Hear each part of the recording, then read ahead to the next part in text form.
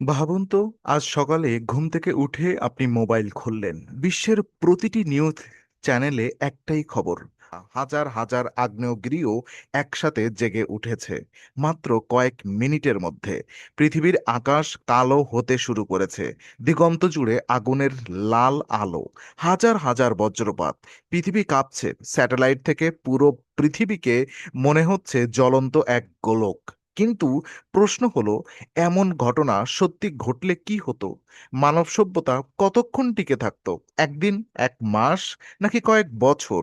আজ ইনফোনারিতে আমরা বিজ্ঞানের আলোকে খুঁজে বের করব সেই উত্তর। তো পৃথিবীতে কতগুলো আগ্নেয়গিরি আছে? বর্তমান পৃথিবীতে প্রায় 1500টিরও বেশি সক্রিয় আগ্নেয়গিরি রয়েছে। এগুলোর বাহিরে রয়েছে প্রায় 5 লক্ষেরও বেশি সুপ্ত আগ্নেয়গিরি, সমুদ্রের নিচ, আন্ডার ওয়াটার ভলক্যানো, যাদের অনেকগুলো এখনো পুরোপুরি আবিষ্কৃত হয়নি।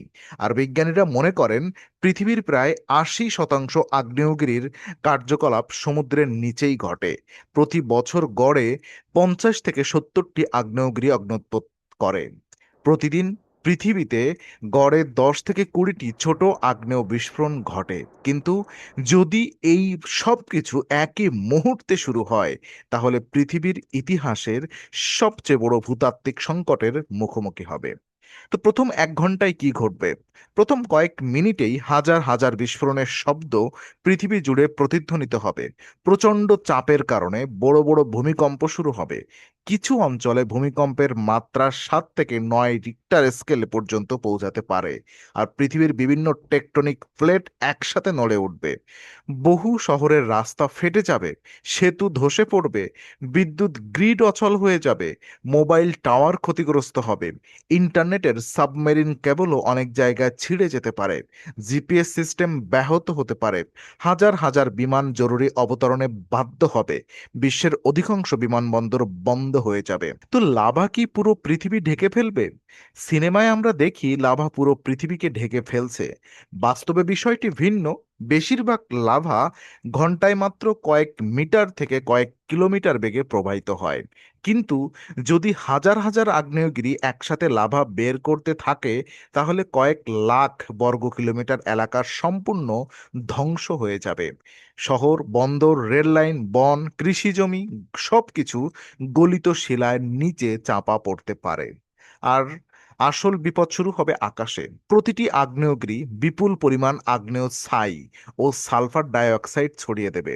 কিন্তু বড় বিস্ফোরণে ছাই 30 থেকে 50 কিলোমিটার উচ্চতা পর্যন্ত পৌঁছাতে পারে। সেখানে বাতাসের প্রবল স্রোত ছাইকে পুরো পৃথিবীতে ছড়িয়ে দেবে। কয়েক দিনের মধ্যে সূর্যের আলো 30 থেকে 90% পর্যন্ত কমে যেতে পারে। দিনের বেলায়ও আকাশ সন্ধ্যার মতো অন্ধকার হয়ে যাবে। অনেক শহরে স্ট্রিম লাইট দিয়েও জ্বালাতে হতে পারে। আর অগ্ন্যুৎপাত শুধু ছাই ছড়ায় না, এটি নির্গত করে sulphur dioxide, carbon dioxide, hydrogen sulphide, hydrogen fluoride. এই গ্যাসগুলো মানুষের ফুসফুস, চোখ এবং ত্বকের জন্য অত্যন্ত ক্ষতিকর। কিছু এলাকায় অক্সিজেনের ঘাটতিও তৈরি হতে পারে। তো শুরু হবে ভলকানিক উইন্টার। যখন ছাই সূর্যের আলো প্রতিফলিত করবে, তখন পৃথিবী দ্রুত ঠান্ডা হতে শুরু করবে। এটি হলো ভলকানিক উইন্টার। 1815 সালে তাম্বোরা আগ্নেয়গিরির বিস্ফোরণে প্রায় 150 ঘন কিলোমিটার আগ্নেয় পদার্থ নির্গত হয়েছিল। পরের বছর বিশ্বের গড় তাপমাত্রা প্রায় 0.4 থেকে 0.7 ডিগ্রি সেলসিয়াস কমে যায়। এখন কল্পনা করুন, যদি হাজার হাজার আগ্নেয়গিরি একসাথে বিস্ফোরিত হয়, তাহলে গড় তাপমাত্রা কয়েক ডিগ্রি পর্যন্ত কমে যেতে পারে। আর সূর্যের আলো কমে গেলে সালোক সংশ্লেষণ বন্ধ হতে শুরু করবে। ফলে উৎপাদন 30, 50, এমনকি 80% পর্যন্ত কমে যেতে পারে। বিশ্বের খাদ্য মজুত মাত্র কয়েক মাসেই সংকটে পড়বে। বিশ্বের বর্তমানে প্রায় 800 কোটিরও বেশি মানুষ বাস করে। এত মানুষের জন্য খাদ্য সরবরাহ ধরে রাখা প্রায় অসম্ভব হয়ে যাবে। সমুদ্র সমুদ্র রক্ষা পাবে না। পৃথিবীর প্রায় 50%-এরও বেশি অক্সিজেন আসে সামুদ্রিক ফাইটোপ্লাঙ্কটন থেকে। সূর্যের আলো কমে গেলে তাদের সংখ্যা দ্রুত কমতে শুরু করবে। মাছ, তিমি, ডলফিন এবং অসংখ্য সামুদ্রিক প্রাণী খাদ্যের সংকটে পড়বে। সমুদ্রের খাদ্যচক্র ভেঙে পড়তে শুরু করবে। আর মাত্র কয়েক সপ্তাহের মধ্যেই বিশ্ব অর্থনীতি ভেঙে পড়তে পারে। স্টক মার্কেট বন্ধ, আন্তর্জাতিক বাণিজ্য বন্ধ, জাহাজ চলাচল ব্যাহত, বিমান চলাচল প্রায় বন্ধ, তেল, গ্যাস, ওষুধ এবং খাদ্যের সংকট দেখা দেবে। অনেক দেশের সরকার জরুরি অবস্থা ঘোষণা করতে পারে।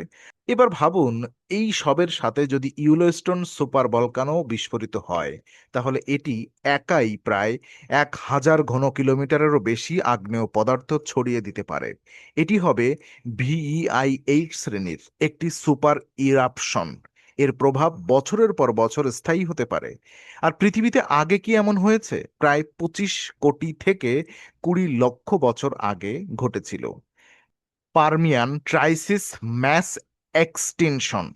বিজ্ঞানীরা মনে করেন সাইবেরিয়ার ট্রাপস অঞ্চলে দীর্ঘস্থায়ী বিশাল আগ্নেয় কার্যকলাপ এই গণবিলুপ্তির অন্যতম কারণ ছিল। সেই সময় সমুদ্রের প্রায় 96% প্রজাতি এবং স্থলভাগের প্রায় 90% মেরুদণ্ডী প্রাণী বিলুপ্ত হয়ে গিয়েছিল। এটি পৃথিবীর ইতিহাসের সবচেয়ে গণ বিলুপ্তি। বাস্তবে কি এটা সম্ভব? সৌভাগ্যবশত এমন ঘটনা ঘটার সম্ভাবনা প্রায় শূন্যের কাছাকাছি, কারণ প্রতিটি আগ্নেয়গিরির নিজস্ব ম্যাগমা চেম্বার রয়েছে। তাদের চাপ, তাপমাত্রা এবং টেকটনিক পরিবেশ সম্পূর্ণ ভিন্ন। একটি আগ্নেয়গিরির অগ্ন্যুৎপাত অন্য সব আগ্নেয়গিরিকে একসাথে সক্রিয় করে তোলার মতো কোনো পরিচিত ভূতাত্ত্বিক প্রক্রিয়া নেই। তবে একটি অঞ্চলে একটি বড় ভূমিকম্প বা ম্যাগমার গতিবিধির কাছাকাছি কয়েকটি আগ্নেয়গিরির কার্যকলাপকে প্রভাবিত করতে পারে।